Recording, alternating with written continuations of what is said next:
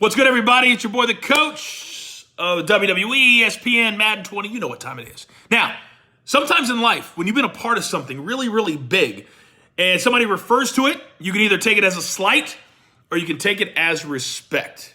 Now, I've been noticing a group of guys just started a podcast in my honor.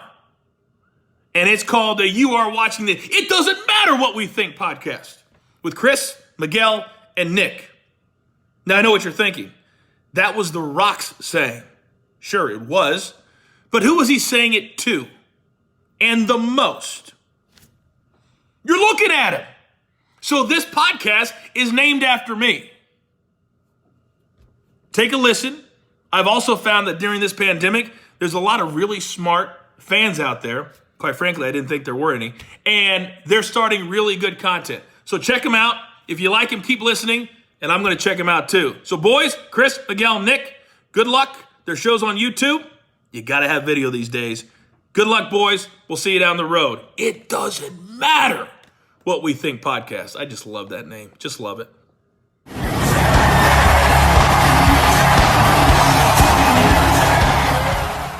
A special thank you to Jonathan, the Coachman, for that awesome introduction to episode 6 of It Doesn't Matter What We Think. I am your host, Miguel Minetti, alongside my co-host, Chris Guzzo. Chris, how are you doing today? I'm doing good, Miguel. How you doing? Doing well, sir. Welcome back to another fantastic episode. And ladies and gentlemen, once again, we have our third man in the house, Nick Fiorentino. Nick, welcome back to the show, my friend. How are you? Doing good. I was hoping to be on this show because I thought if I had skipped it, you guys might hold a tournament to replace me. We were getting pretty close, Nick. We were going to start flipping coins to see who we'd have replace you every week. I'm doing good, ready to roll. Good. Well, ladies and gentlemen, we have a jam-packed show for you today, so we'll get right on into it. Again, this is episode 6 of It Doesn't Matter What We Think. And right off the bat, boys, I wanted to start with obviously the biggest topic of the week, which is the reaction for the Money in the Bank ladder matches. So this past Sunday at the Money in the Bank pay-per-view, we saw the next version of what WWE has been trying to do with a lot of these pre-recorded cinematic style matches with a most unique Money in the Bank ladder match that I've ever seen before. I want to just kick it right off. Chris, we're going to go to you first. What are your immediate reactions to the ladder match, or matches in this case? I guess you want to start off episode 6 pretty negatively because I have to give the overall match about like a D+ in my eyes. I'm glad that Otis won. I'm glad that Oscar won. I thought that it was a fitting match as far as comedy goes for Otis to be the winner. As far as the production goes, I could start off with that. I thought that the camera movements were way too shaky. I could not pay attention what was going on all at once. There were way too many people in the match. I think some of the comedy fell flat. Examples would be John Laurinaitis getting a pie in the face while he's on a scooter. It kind of made no sense, and it really didn't fit. They tried to do something fun with Paul Heyman when the guys and the girls all came together in the room while he's trying to eat a sandwich, and there's all the food all catered on the table, and they ended up having this big food fight. I just thought that, like, overall, the Vince McMahon, it fell a little flat to me. When Brian and AJ Styles went in his office, I thought that I was expecting something so much more. I was expecting him talking to another guy about firing one of those people in the Money in this Bank. As they were talking, one of those people like walked in on them.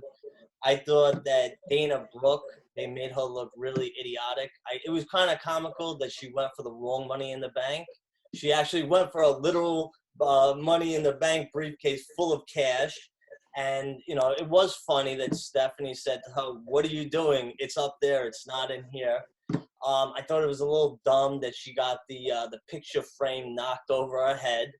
And she kind of was running around basically the rest of the match like that. The whole idea of throwing somebody off of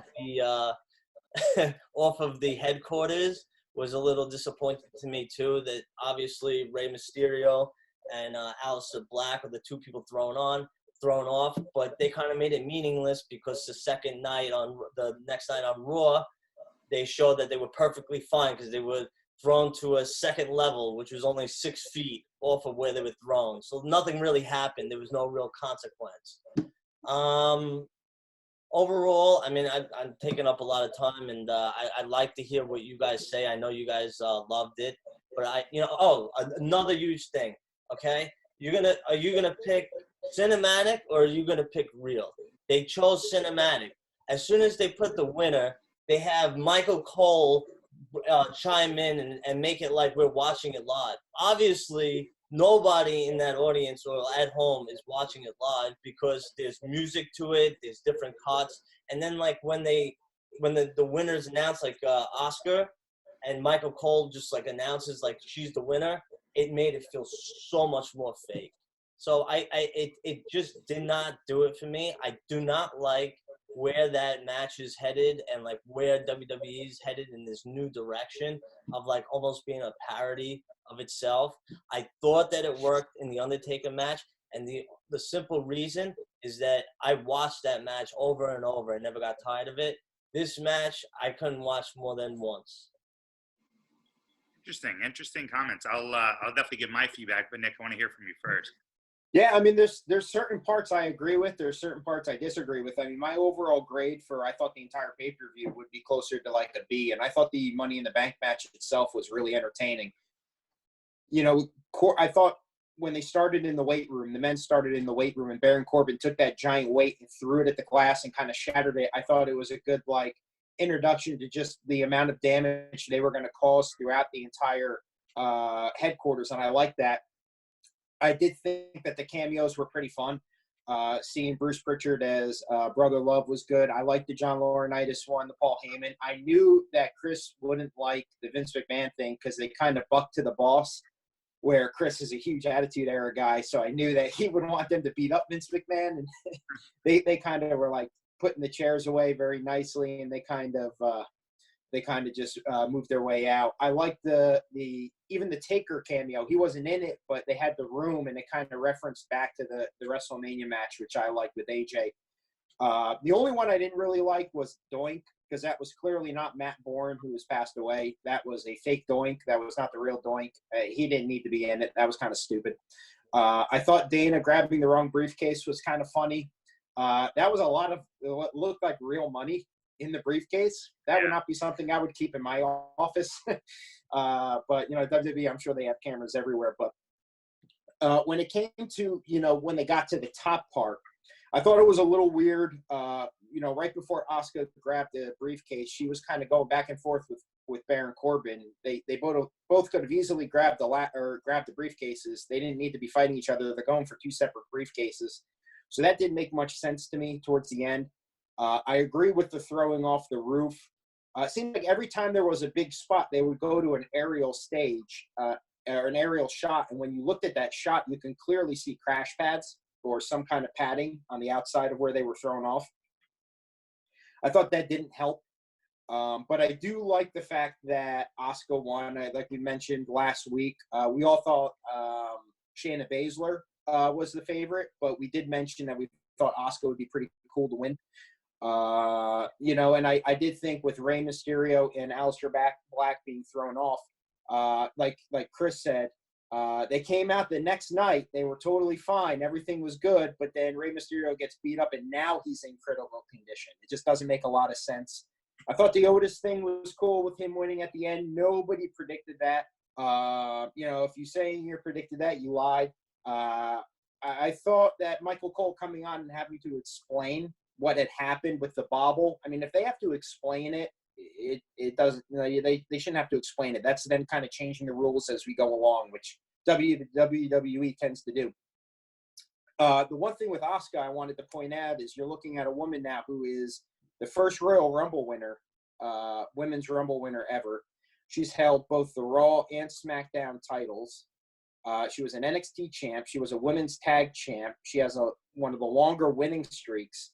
And now she's a Money in the Bank winner. So she might be one of the most successful women's wrestlers we've ever seen. But overall, I thought the pay-per-view was good. Like Miguel said last week, Seth Rollins and Drew McIntyre was the match of the night. But I thought the Money in the Bank matches were fun.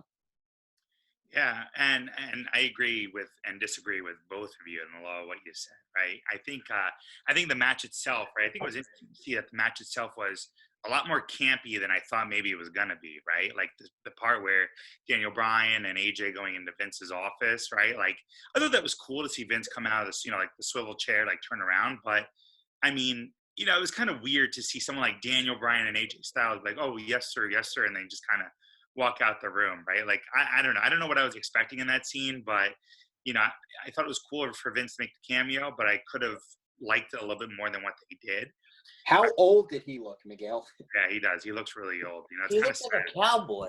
What was he wearing? Why was he wearing jeans in the middle of the match? Was it like it was a casual Monday, casual Tuesday, or Friday? When did the match? I know it was taped during the week. I Why did he wear that?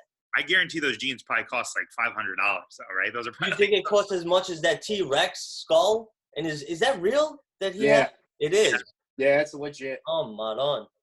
Nick, you said it a few minutes ago earlier, but I thought the coolest part was the PTSD that AJ had, right? When he walked into the room with Taker stuff in there, and he's like, no, not again. Like, I thought that was really well done, the way they did that. Like, to have AJ have almost like PTSD for being buried alive. So I really, really enjoyed that part. I thought some of the other cameos were fine, right? I thought the Paul Heyman thing was cool. I mean, John Laurinaitis, like, it was cool to see all these people.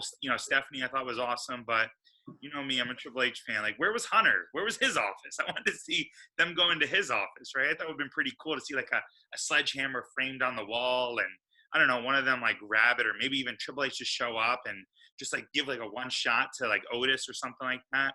I think the most important part of the Money in the Bank ladder matches is they certainly were unpredictable, right? So for those of you that watch the show that don't know, I run a pool, right, with friends for every pay-per-view, and I think 25 people played. Not one person picked Otis to win the men's match. And like Nick said, even if you said Otis was going to win, you're lying. Not one person in the world thought he would win. And only one participant picked Asuka to win, right? Nick, if you remember, Nick was part of it.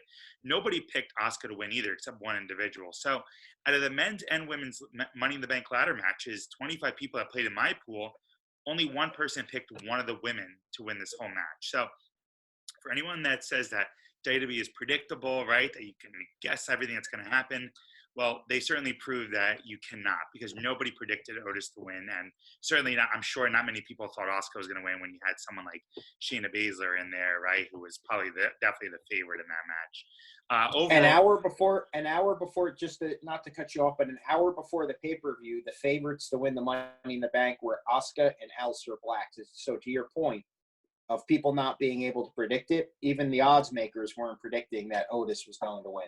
It's impossible. I mean, I don't know how you could have predicted that. He was the one guy when he was the last entrant, I think, that qualified, right, on the SmackDown right before Money in the Bank. I was like, all right, it's going to be funny for him to be in it, but there's no chance in hell that he wins, right? That was just my logic of it. So I think it was cool to see someone like him win. I don't think he's going to be successfully able to cash in, whether it's on Braun or Bray Wyatt ends up winning the title back. But overall, I thought the match was, I thought it was entertaining, like Nick mentioned. I probably was expecting a little bit more, but I gave it a solid B as far as that match goes, or we'll call them the two matches together. You're in the writer's room, okay? You're working for WWE. Let's say you're in creative. What possesses them to say, let's throw the women and the men in a match together? Besides just saying, oh, that might be unpredictable, or that might be interesting. What was the point? Did they show anything that was meaningful to have both the women and the men in this tournament at the same time? It made absolutely no sense in that regard. Well, I'll tell you why they did it, in my opinion, is because they didn't think people would want to watch that match twice, right? And if you're destroying WWE headquarters, what are you going to do? You're going to put it back together for the men's match? I mean, that just becomes totally unrealistic. So if I had to guess the reason why they put the both matches together, it's because, one, they know the audience's appetite, right? They wanted to make sure that they'd be invested on these matches. And number two, you can't destroy the headquarters and pretend to say in the same night these two matches are going to go down. I mean, we don't really have to get into this, but if you think about it, Money in the Bank, the pay-per-view, was one of the shortest pay-per-views they said since like 1992 or something like that. Like it was 2.5 hours long. I think it was 2 hours and 25 minutes long. So by them putting the men's and women's Money in the Bank ladder matches together, I think it gave the audience leaving them wanting a little bit more. And that's just my opinion. I don't know if you guys agree with that or not. I mean, I think if you peel back that question a little bit further, they don't.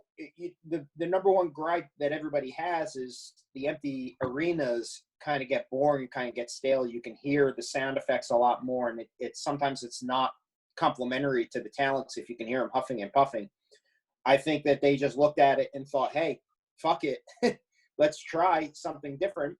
Let's have them in the corporate headquarters at the same time, see what happens." It's not something they're going to do post COVID-19 because you're not going to pay money to go sit to at the name of a pay-per-view called Money in the Bank and watching Money in the Bank on the big screen. So I think it's something that's not going to go on forever.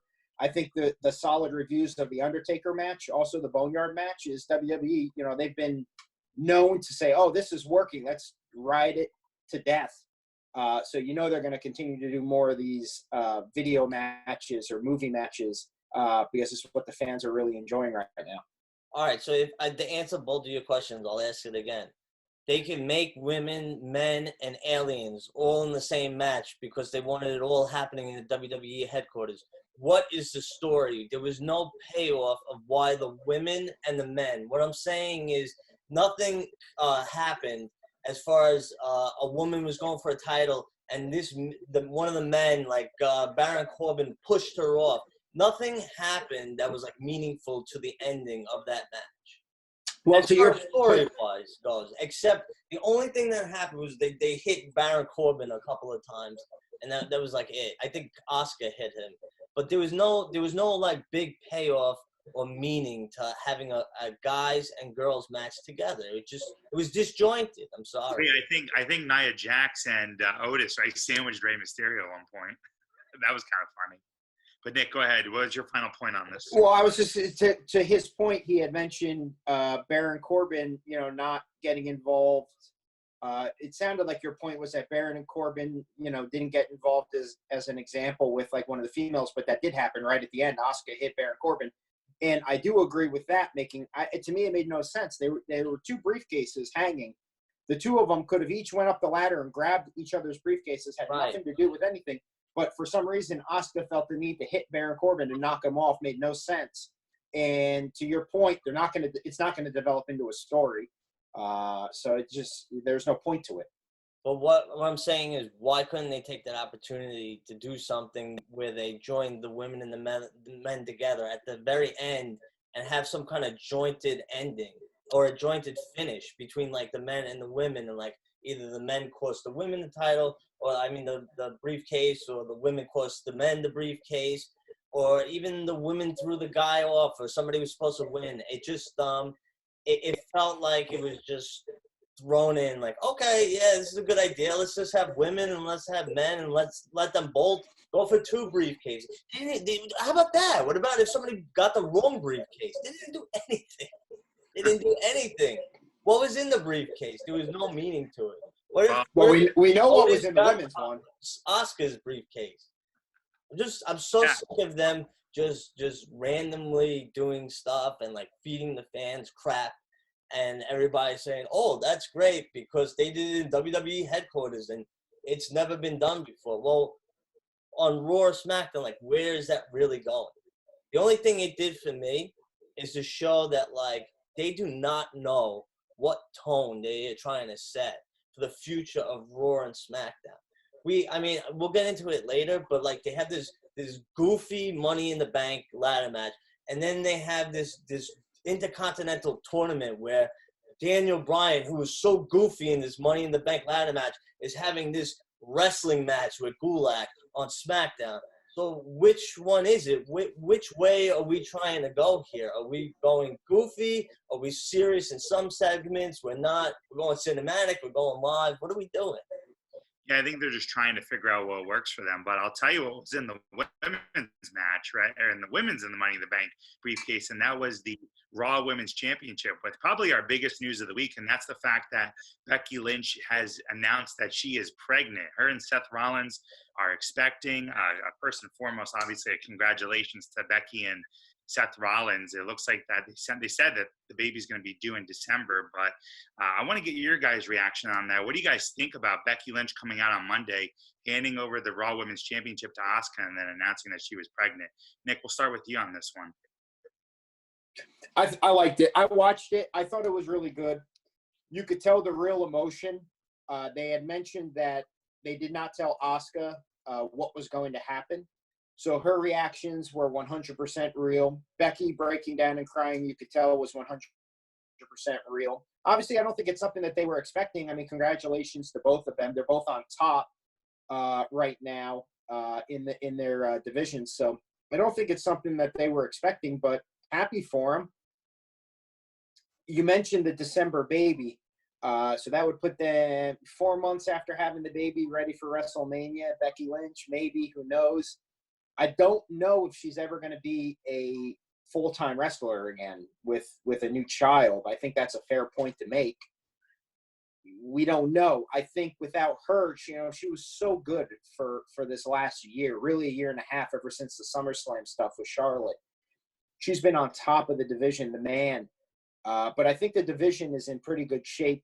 I was looking at a post from somebody, I'll give credit to Steven, who's at @view_raw. If you're looking at the women that they have in their division, the women's division, they have Rhea Ripley, 23, Toni Storm, 24, Liv Morgan, 25, Sonya Deville, 26, Aaliyah, 25, Ruby Riott, 29, Peyton Ross, 27, Selena Vega, our favorite, 29, Mandy Rose, 29, and it goes on. They have so much young talent in the women's division.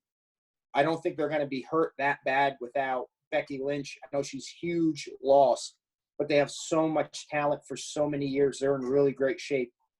I don't know, Chris, I know you have some points on it too. What did you think of CM Punk's comments saying that it was a lost opportunity to where after the announcement, Asuka could spit that green mist into Becky Lynch's face and kind of turn her into this monster heel with a ton of heat?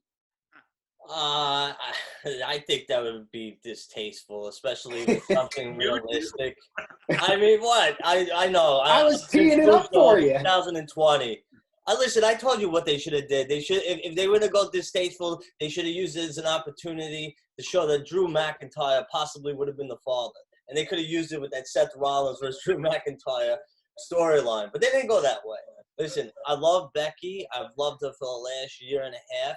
I loved her rivalry with Asuka, especially that match where she fought her at Royal Rumble this last year, which that was like one of my favorite matches.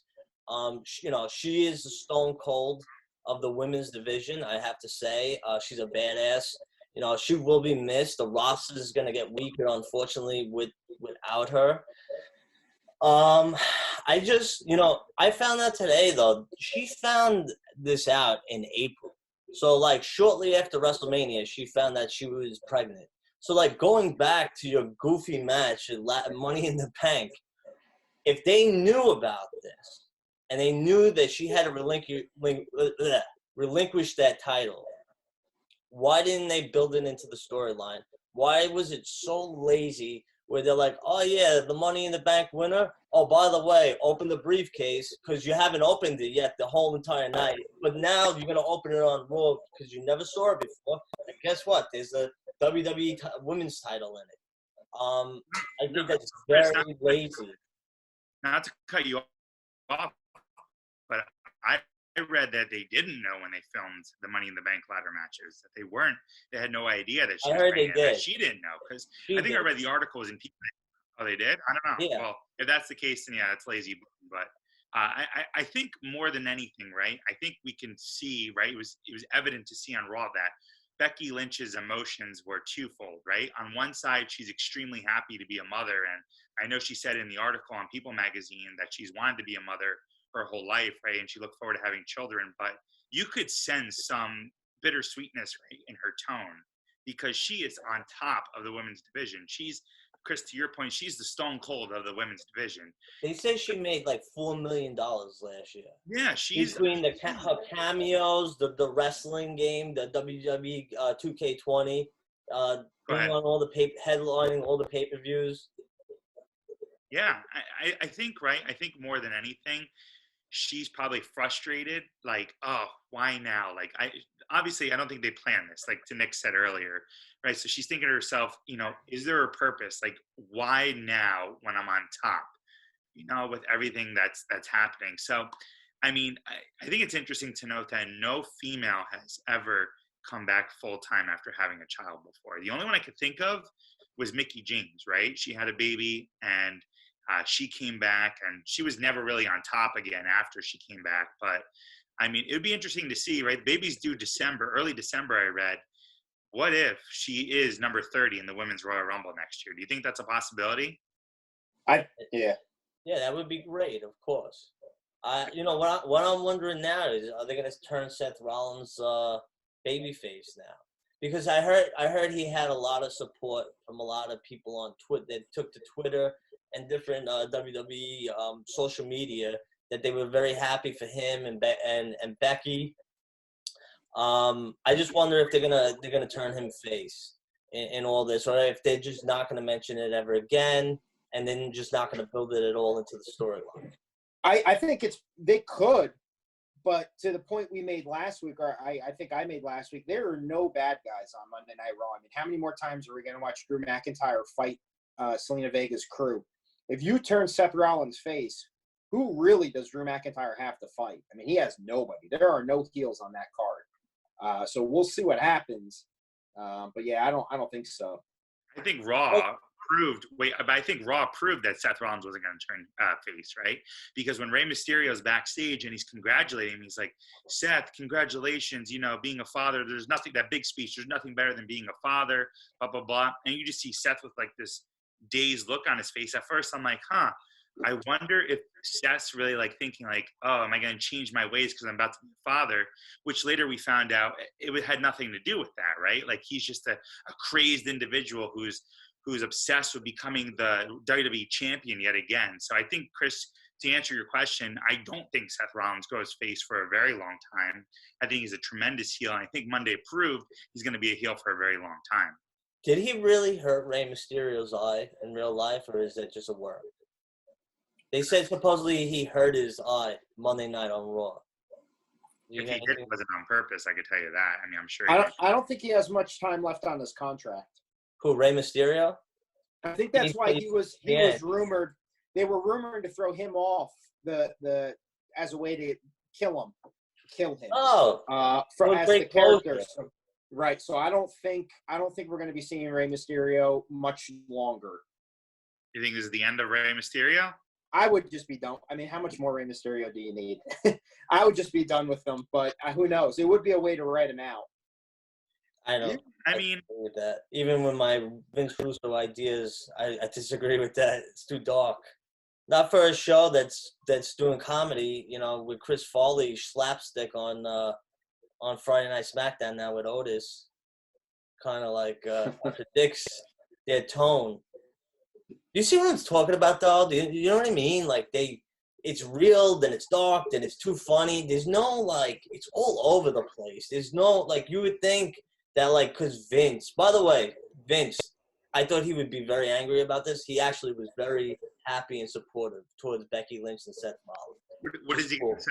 Well, yeah, to be fair, in the year 2020, what can you say? I mean, I don't know if you guys listened to that asshole Jim Cornette. I'm not even going to get into it. You can Google Jim Cornette comments. Yeah. He's an asshole. But in 2020, what more can Vince McMahon say other than congrats, good luck? Yeah, he would be. There would be so much public scrutiny if he commented. But speaking of what you said about SmackDown, right? I think another interesting topic that I definitely wanted to spend some time on, that the three of us wanted to talk about, is that they announced that Sami Zayn was going to be stripped of the Intercontinental title because of the fact that he was not able to compete during COVID-19. I believe his last match was at WrestleMania, right? His WrestleMania 36 match. He retained the Intercontinental Championship against Daniel Bryan with some help.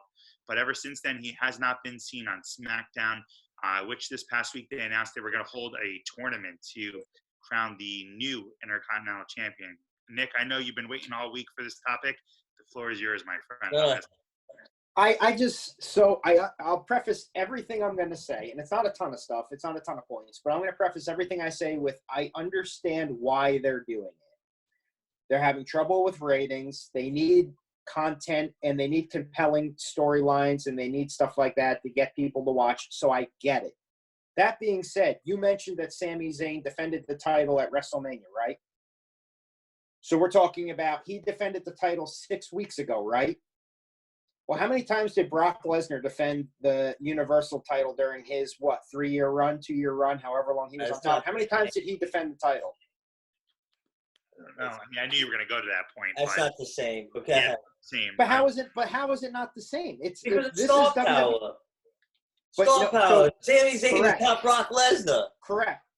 To you and I and to the world, we all understand the difference between star power. But this is WWE. This is sports. Tom Brady's treated the same way as any other quarterback. It's the same thing.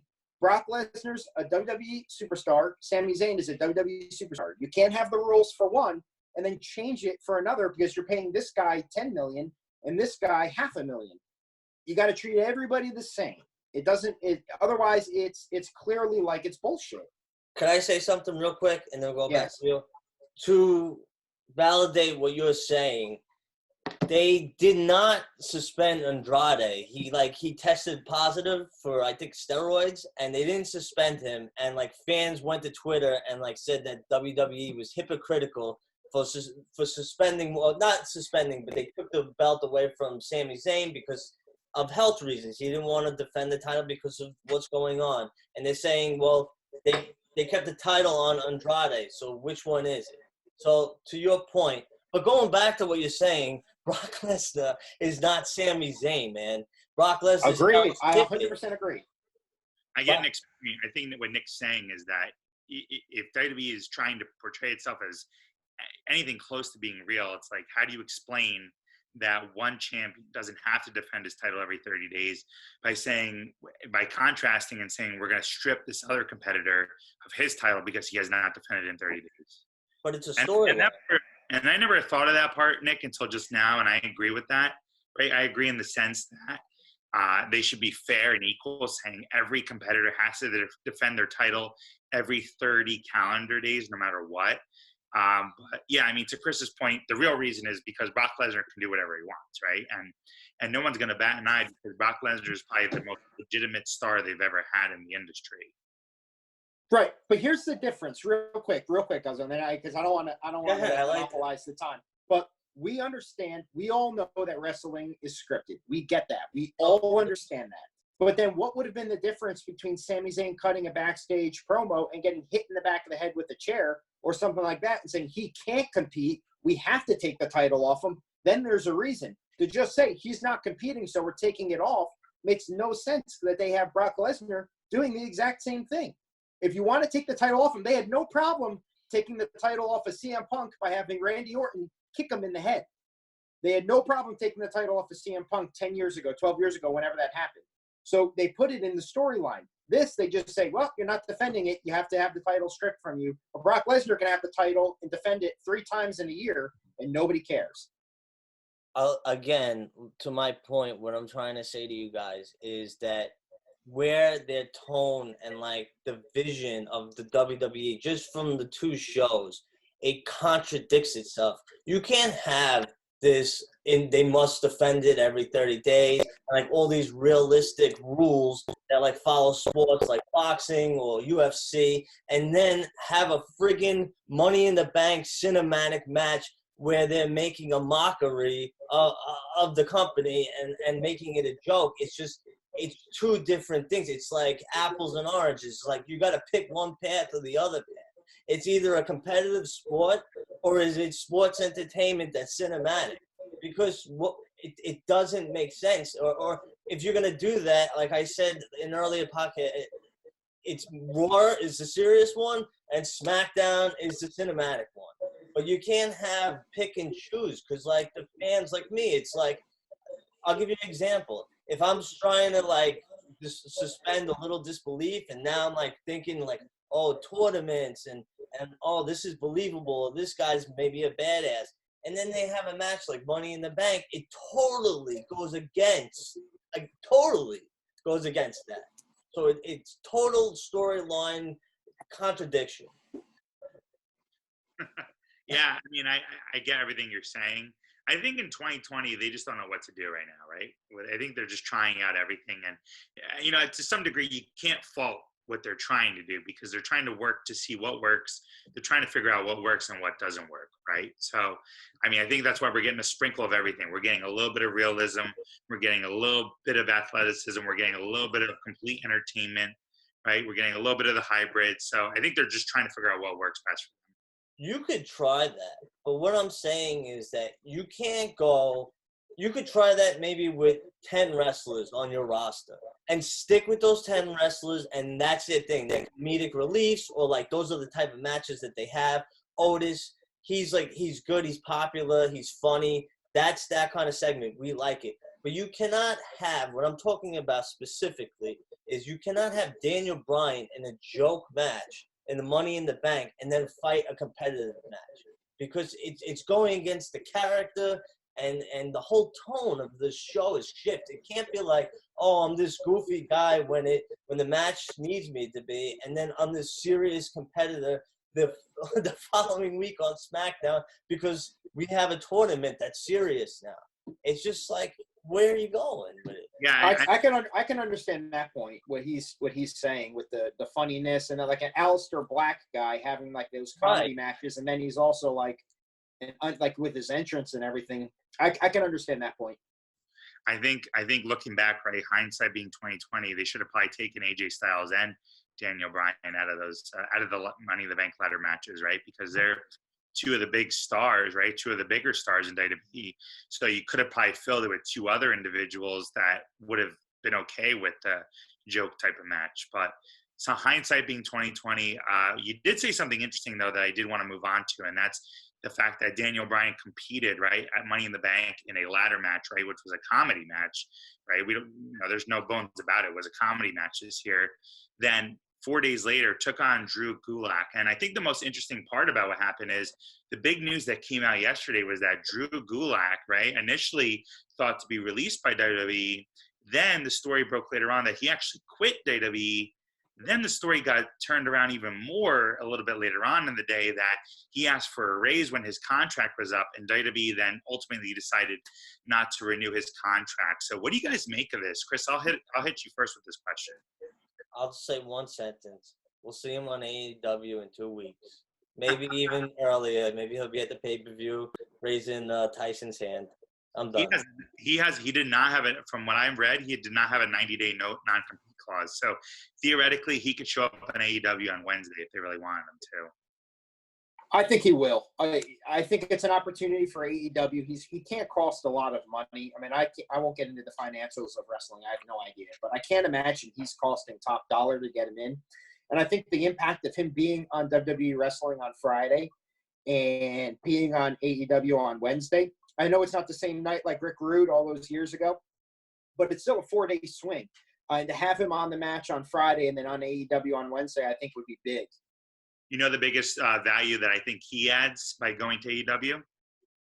What? The fact that his real name is Drew Gulak, so he can use that if he goes back to AEW. He doesn't have to change his name like Brody Lee had to change his name, right? Or, like some of these other people, like when Moxley, right, came over to AEW. He can go in as Drew Gulak, show up on Wednesday night or next Saturday at Double or Nothing, and it's, oh my God, here's Drew Gulak, right? I think that impact's pretty cool. You think WWE is going to kick themselves if they see him on there for not kind of predicting this? I don't think so. I mean, he's not a huge star. Wasn't he in the cruiserweight division? But he was just He's in the wrestler, though.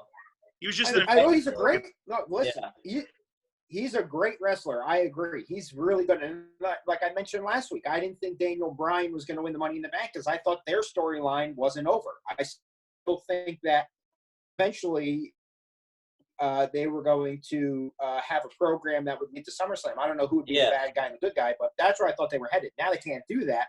But with Drew Gulak, I saw on Twitter, I didn't know who he would know from AEW, but people were posting photos.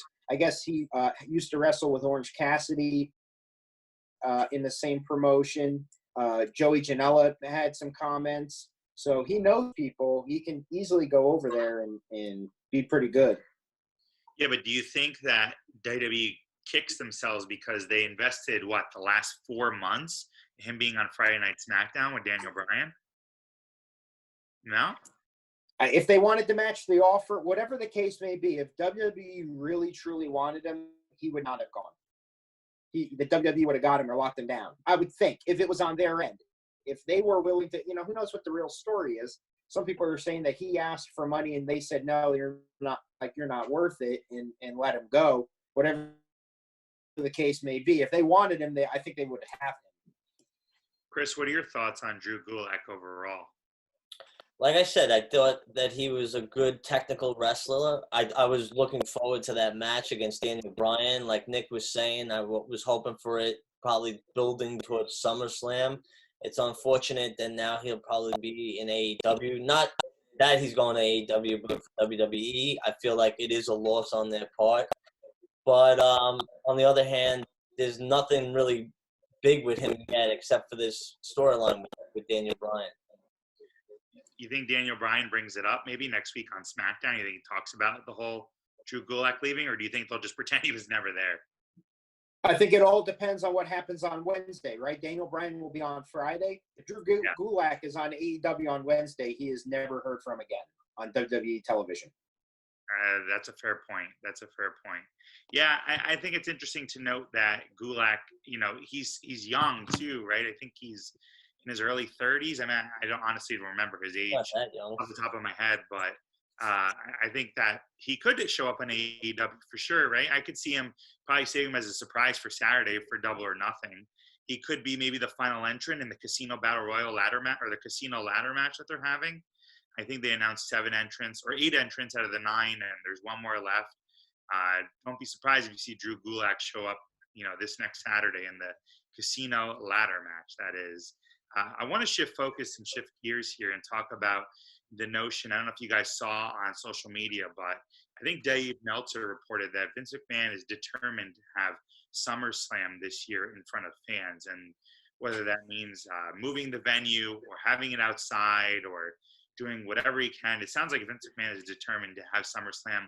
I'm going to kick it off with my thoughts on this one because I have a lot of thoughts on this. And I'll say right off the bat, please let SummerSlam take place with fans. I have my tickets, my friends and I. Obviously, we already had to cancel WrestleMania. Once we canceled WrestleMania, we decided to buy SummerSlam tickets. Did they give you your money back yet? Finally. Just a couple weeks ago. It took like 6 weeks to return. But once we knew that WrestleMania wasn't going to happen, we wanted to get to SummerSlam just to say that we were at the second biggest show of the year. But I'm all for it. If WWE can somehow figure out a way to get fans to come into the venue. I know the mayor of Boston said no large gatherings until after Labor Day, but Vince McMahon is determined to probably move this bad boy to Georgia, Florida, maybe somewhere outside. I'm all in for it. What do you guys think about hosting SummerSlam and Vince being adamant about doing it in front of fans? Chris? There's a big rumor that it might be delayed until September. Because like you were saying that they're not holding any kind of events in Boston. In my opinion, I think he's going to do the same thing that he did with WrestleMania. When his date, like the show must go on, the show must go on. Like you said, probably his best bet is to put it somewhere in Florida, like one of the stadiums in Florida, and try to like build it up. I am curious of like what he's going to do as far as like the fans, because like somebody like you who's like in New York that had tickets or New Jersey that had tickets to Boston, you may not be able to get to Florida or Georgia. You know what I mean? You might have to give those tickets up or get reimbursed for those seats. Or like I said, you know, they could hold it with only 5,000 fans. Who knows? Who knows what's going to happen? Everybody's eager to get back to normal, you know, with this coronavirus. And you know, I'm sick of it too. I'm tired of the social distancing, and you know, it's gonna suck. You gotta wear a mask to a wrestling event, but it is what it is, and like people still gotta be wary that this thing is out there, and we can't all just jump and think that like, a couple of months went by, and now we could have like 60, 70,000 people all standing and cheering for a WWE event. What about 20,000 though? Because usually the inside arenas are 15 to 20,000. Do you think that's feasible by August? How about 8? If it's 8, I'm there. Yeah. Nick, let's hear from you. What are your thoughts? They're not going to hold an event with 20,000 people until either everybody gets it, COVID, or there's a vaccine. They're just not everybody's going to go. Because I know for me personally, like, you're different. You when you were saying, would Miguel be able to go to Florida? Miguel will strap himself to the roof of someone's car and let them drive him down there, socially distanced, of course, all the way to that pay-per-view to go there. For me personally, I don't want to go to a sporting event or a live event of any kind, whether it be the Mets, the Eagles, any wrestling event, because to me, my opinion, it would be selfish for me to go and do that and then bring something home to either my wife or, the people I work with, my parents, whoever. So I won't go. I wouldn't go. But whether or not they're going to do it, I don't know. I think if Vince McMahon really, really wants it, he's going to try everything in his power to do it. Whether he's successful or not, we'll see. He won't be successful in Boston because of what they already said. And to your point, Chris, I don't think they're going to move SummerSlam. SummerSlam's going to happen at the date it's supposed to happen. But, we'll see. I think if they can have 10,000 fans, 5,000 fans, they're going to do whatever they can do. I know that they've sent out surveys to select fans to see like what they would like to see, and one of them was, do you want to see wrestlers in the stands during Raw and SmackDown? So they're polling the crowd to see what the crowd wants to see. But we'll see if WWE, they're trying new things. They want the fans in the crowd, but we all know Vince McMahon and we all know WWE always wants to be the first at everything. Miguel, what was the first event after 9/11? SmackDown. Yeah, so that they want to do Houston, these things. Right, they want to be the first, right? So if it's even 5% possible for him to do it, he's going to try to do it. He wants to be the first event post-COVID-19. There's no doubt. Well, all I can say is we have, 3 months until SummerSlam, so we'll have to see what's going on and whether they decide to host it. I do want to move on and talk about the Last Ride documentary for The Undertaker. Episode 1 aired directly after the Money in the Bank pay-per-view, and I want to hear your guys' thoughts, but I'm just going to come right out and say this was the best episode 1 or best documentary that WWE has ever produced, in my opinion. I thought from start to finish, I was glued to my seat. Truth be told, we're recording right now. It's almost 9 o'clock, so episode 2 is out, and I have watched episode 2, but we can maybe save that for next week because I don't know if I'm too fully finished watching it yet. But episode 1 I thought was incredible. I thought everything they showed, the behind the scenes of showing him being WrestleMania 33, being a supposed last match ever with Roman Reigns, and having a camera crew document his life, showing pretty much the intimacy behind the legacy of The Undertaker for the last 30 years. First time ever. Overall, I can't say enough good things about this. I am curious to hear your guys' thoughts. Chris, we'll start with you on this one. I just watched the first episode and half of the other one, and I'm going to finish it probably after this podcast. I could not agree with you more. One of probably the best documentaries that WWE has ever produced. I was trying to look up the actual producers of this documentary, but I couldn't find it. But man, it just goes into the realism of like this person, Mark Calloway, the Undertaker, and like it just shows like how much pain this guy has been in.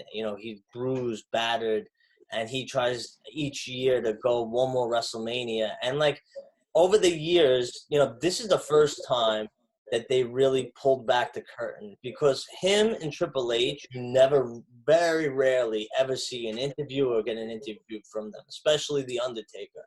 And this is, like I said, the first time that they really pulled the curtain back and talked about and show you the man behind the character. And, I think that it actually adds another layer to The Undertaker. And, like, I just love him so much more for it. I love they show you in like the first 15 minutes of it that the Undertaker comes to a hotel and he's standing right next to Roman Reigns. This is right before WrestleMania 33. So this was like their match. They had the match, supposedly the Undertaker's final match. And he jokes with him in front of the bellhop girl, and he goes, "Can you wait 10 minutes? He goes, "Could we kayfabe for 10 minutes?" Something like that. And he joked with him, and it's just so crazy and amazing to see like the transition of like what the business was and like what it is now, and like, you know, it's almost like the documentary itself is like a paradox. It shows that like how wrestling was like it was totally kayfabe. Like these guys, they would not like ride with somebody who they were supposed to wrestle with. The heels and the baby faces like were separate, and like how it has transitioned wrestling and how it's become today, and like how we're so interested in seeing like what happens behind the curtains.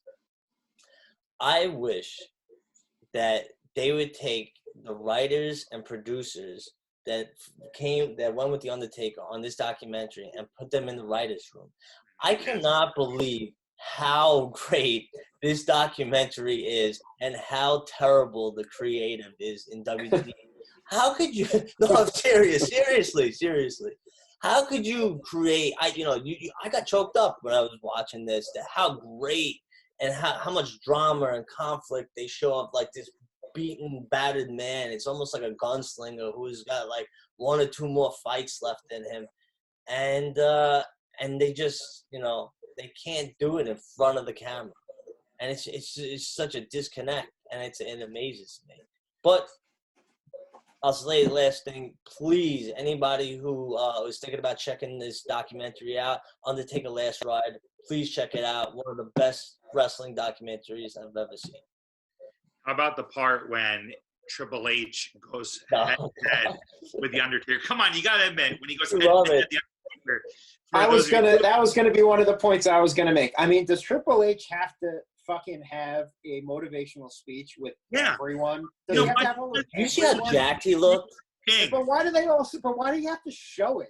Like, why does Triple H have to be so ingrained? And Nick, I want to get your thoughts on it overall, but real quick. The Undertaker comes on in the interview right afterwards, right, and says, Triple H's speech is what made me realize who I am. Because for those of you that didn't see, the Undertaker was still self-conscious after having a terrible match, as he put it, with Brock Lesnar. I didn't think it was that bad.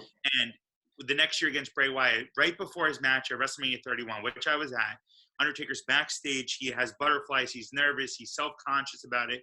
Triple H comes up to him, gets on one knee, head to head, and says, "Remember who the fuck you are." And just like that, the Undertaker was born again. So that was the best part of episode 1. But Nick, your overall thoughts on episode 1 of The Last Ride? Yeah, Triple H did a great job of bringing up the Undertaker right after burying Sting, but I digress. I thought, I'm not going to go too much into the documentary. You guys both did that. I think the documentary is great. Rather than go through it like you guys did, I would just bring up the question to you guys. Do you think it was great because it's going around a character that we've never seen in this light before? And in my opinion, I've always wanted to.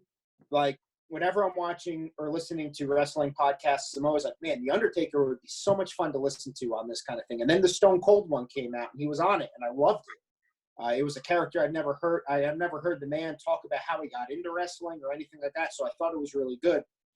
Is it great because it's a guy that we've wanted to see in this light for so long and never have because he's always been the dead man? Or is it great just because it's great? I think it's a little bit of both. I think, I know for me personally, I pined to see behind-the-scenes stuff on The Undertaker as a fan of wrestling since I was 5, forever. I mean, I always was just glued to watching him. He's just somebody that you always want to watch, even people who aren't big fans. Well, my wife, we went to WrestleMania, the one where he fought Punk in New Jersey, his entrance. I mean, even she was like, wow. I mean, you always want to watch this guy. You always want to see what he's doing because he's just amazing. His character, the greatest creation in WWE history, according to Bruce Pritchard and myself and so many other people. But yeah, he's awesome. But I asked you guys, are you guys more interested in it because it's such a great documentary, or are you guys more interested in it because it's The Undertaker? I think it's both, right? I think it's a little of both. I mean, to your point, I won't say they're really the same things, but you haven't heard anything about The Undertaker in the last 30 years. He's never had that type of interview before. He's never had that backstage off-camera exposure before. So to me, it's super exciting to see the life of The Undertaker the last 30 years and to really, kind of get in the mind of what the person Mark Calloway has to think versus just being the dead man, The Undertaker. So I thought that was, to me, that's one of the reasons why. And then obviously, I just think the production, and I know Chris is probably where Chris is going to go, is the production has just been fantastic, right? I think episode 1, and for those of you that already saw episode 2, I mean, it's just getting better and better and better. And I can't wait for episode 3 to come out because I think episode 3 is going to take you to that next chapter of his journey as he starts to wind down his career. But Chris, I'll let you answer that question. Yeah, thanks, man. Yeah, Nick, to answer your question, of course, it's awesome because it's new, and like you both said, I've always wanted to see like what The Undertaker was all about behind the curtains. But having said that, like this is like one of those characters or like wrestlers that I consider the same as like a Stone Cold Steve Austin, Hulk Hogan, The Rock, even your boy Triple H or Shawn Michaels, meaning no matter what they put out, if they did a podcast every week for the last 2 years and exposed the business and they still came out with this documentary, they just had that rewatchability.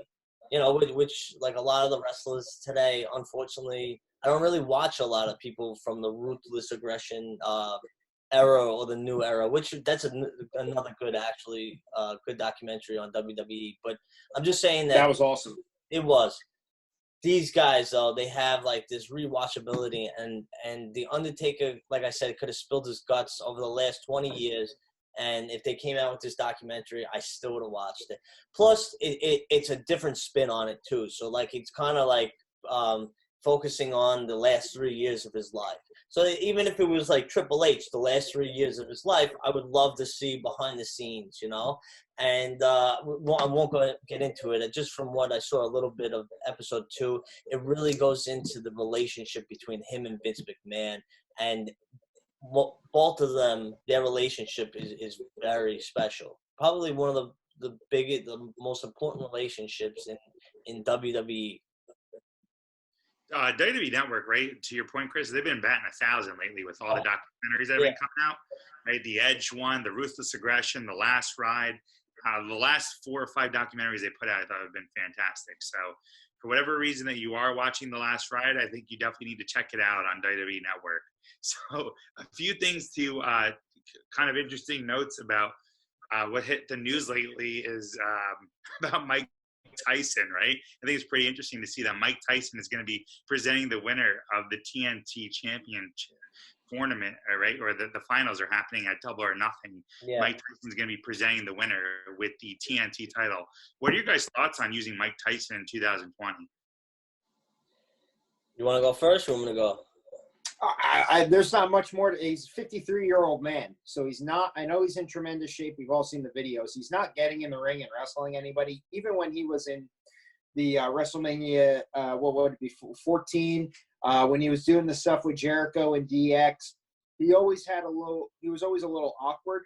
I think he's a big wrestling fan, and when AEW presented their world title, they had Bret Hart present it. This title, they're having Mike Tyson present it. I think they're just names, big names that they can go to try to draw more eyes. I think a lot of people will want to know what he's going to do. I can't see him doing anything other than maybe just throwing a phantom punch, knocking somebody out after the match like he did with Shawn. He's 53 years old. He's not getting in the ring and beating anybody up. Chris? Yeah, this is obviously not the same Mike Tyson as we had in 1998. I don't think he's going to bring much exposure to the AEW pay-per-view or any really new eyes. What is interesting about Iron Mike is that he's actually prepping to do a comeback in boxing with a couple of sparring and exhibition matches. And he's a crazy son of a bitch, I've seen interviews of him taking DMT and describing it and, like, taking this and, like, being in these different worlds. But neither here nor there. He's just a crazy guy, and he's very unpredictable. So maybe something cool will happen. But I just, as far as bringing new people to AEW, I don't know. No, yeah. I mean, I think the coolest part is that I saw a rumor that him and Holyfield are going to fight possibly again in Saudi Arabia. I mean, Oh my God. I was talking to a couple of my friends about it. I said, the Saudis kind of get whatever they want, right? They said, oh, I want Undertaker versus Goldberg. Happens. I want Shawn Michaels to come out of retirement. Happens. Oh, you know what? I want to see Tyson Holyfield 3. All right, let's make that happen too. Yeah. So somebody should tell the Saudi Arabians that a lot has happened since the 90s. I mean, they want Holyfield Tyson, they want Undertaker Goldberg. Do they know that there's like life after 1998? Well, I heard in 2021 the headline for it is Macho Man versus Yokozuna. I saw. The first match of Monday Night Raw. Could happen. Real quick, guys, the last thing I wanted to talk about real quick is around the fact that NXT has announced that Sunday, June 7th, will be the return of In Your House pay-per-view. So what do you guys think about them naming it In Your House? We haven't seen that since, I think, 1997 or 8. Nick, I want to hear your thoughts on that first.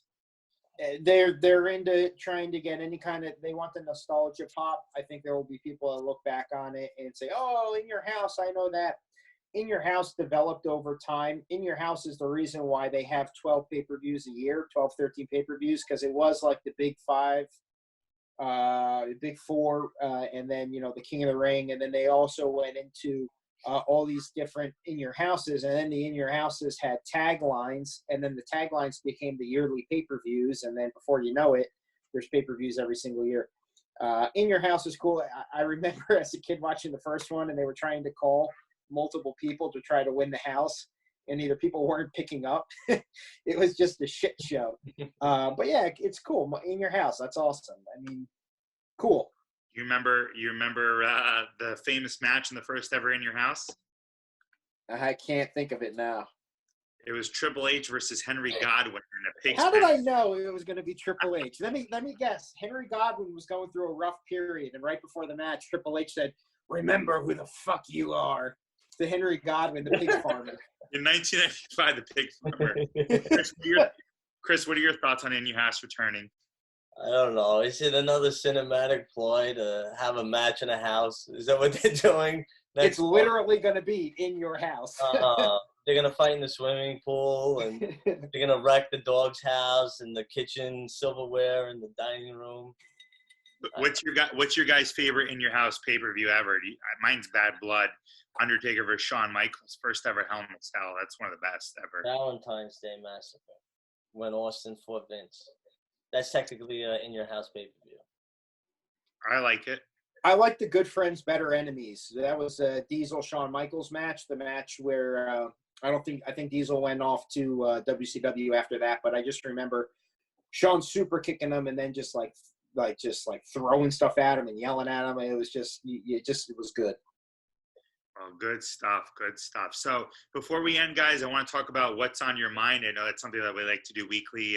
I'm going to kick it off this week. And I wanted to just mention really quick what's on my mind is that how great was it to see Charlotte and Bayley back at it this past week on SmackDown, right? I love the fact that Charlotte and Sasha Banks was out there too. And this is where my point is that how cool is it for Charlotte to say to Sasha Banks, what happened to you? You were one of the original 4 horsewomen, right?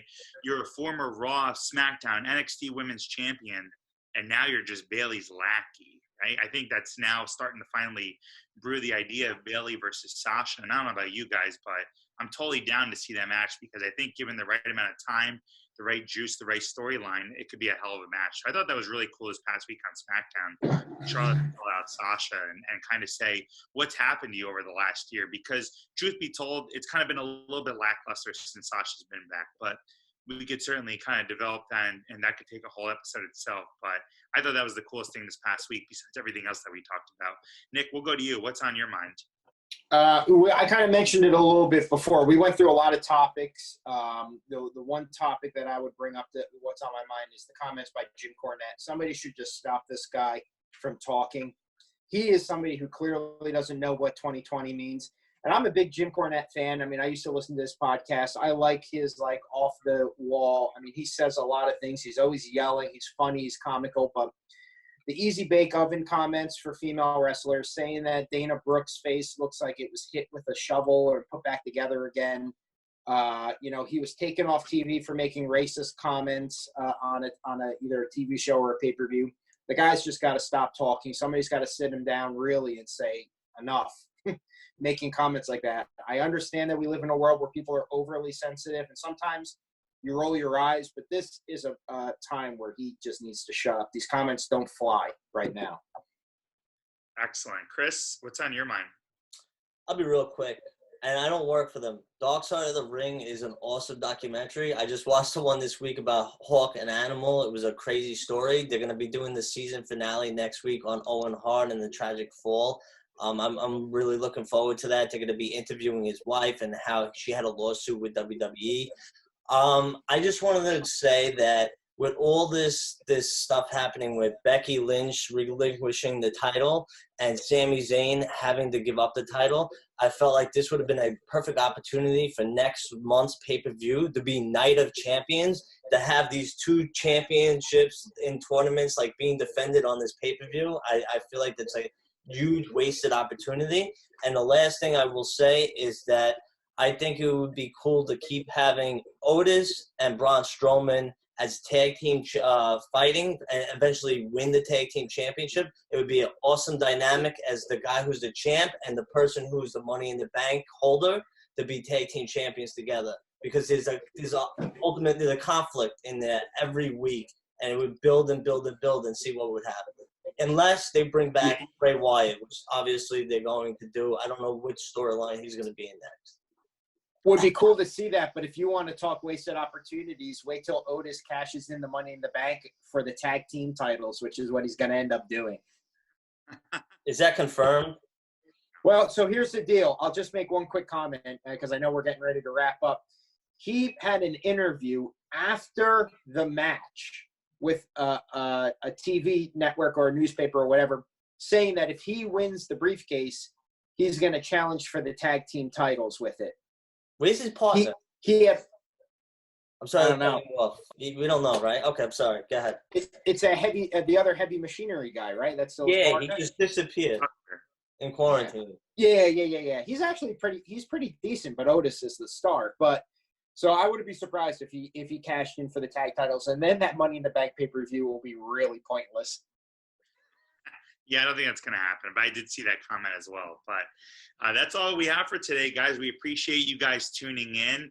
You can certainly find us on social media. On Twitter, we are at Minetti Guzzo Pod. That's MINETTI GUZZOPOD for pod. You could certainly subscribe to our YouTube channel as well, called It Doesn't Matter What We Think. That is it for today's episode. Nick Ferrantino, thanks again for joining on with us. We hope to have you every week or as much as you often can.